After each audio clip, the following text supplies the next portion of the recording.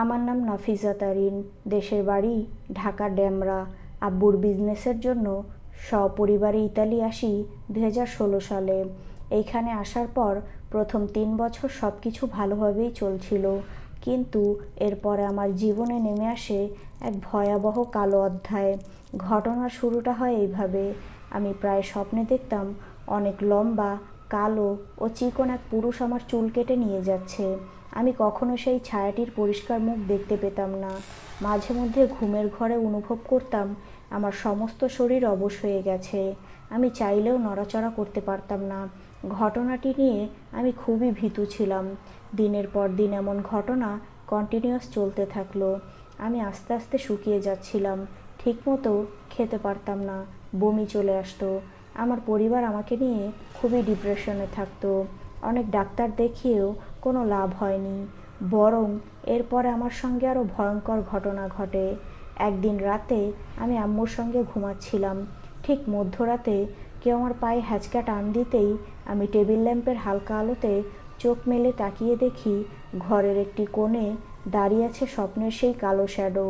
এই প্রথম তার মুখমণ্ডল দেখলাম, কিছুটা আগুনে ঝলসে যাওয়া, চোখ দুটি লালচে ও বড় বড়। আমি জোরে এক চিৎকার দিয়ে জ্ঞান হারিয়ে ফেলি। এই ঘটনার পর প্রায় 8 দিন আমার জ্বর ছিল। আমি প্রচণ্ড জ্বরের মধ্যেও প্রতি রাতে একসঙ্গে 2টি স্বপ্ন দেখতাম। প্রথমে দেখতাম একটি কালো ছায়া এসে আমার চুল কেটে নিয়ে যাচ্ছে, আর দ্বিতীয়টি হলো আমার আব্বু আম্মু আমাকে অনেক আদর করে বাড়ির পেছনের জঙ্গলে নিয়ে যাচ্ছে। এর কিছুদিন পর থেকে আমি প্রায় সময় মনের অজান্তে মধ্যরাতে বাড়ির পেছনের সেই জঙ্গলে একা একা চলে যেতাম। আমার পরিবার রাতে সেই জঙ্গলে আমাকে অচেতন অবস্থায় পেত। তখন আমার শারীরিক অবস্থা প্রচণ্ড খারাপ হওয়ায় আব্বু আম্মু আমাকে বাংলাদেশে নিয়ে আসে। দেশে এসে ডাক্তারের পাশাপাশি আমাকে অনেক হুজুর কবিরাজ দেখানো হয়। প্রায় হুজুররা বলছিল আমার ওপর নাকি শক্তিশালী খবিশ বা খারাপ জিন দিয়ে কালো জাদু করা হয়েছে, কিন্তু সবার ভাষ্য হলো তাদের পক্ষে এই শক্তিশালী জিনের চিকিৎসা করা সম্ভব না। অবশেষে আমরা অনেক খোঁজাখুঁজি করার পর একজন জিন সাধক হুজুরের সন্ধান পাই।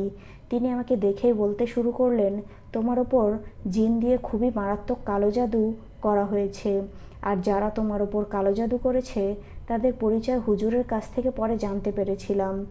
আমাদের নিকটবর্তী আত্মীয়র মধ্যে কোনো এক পরিবার আমার বিয়ের প্রস্তাব দিলে আব্বু আম্মু সেটা মেনে না নেওয়ায় তারা আমাদের উপর ক্ষিপ্ত হয়ে কালো জাদুর মতোই জঘন্য কাজটি করেছিল।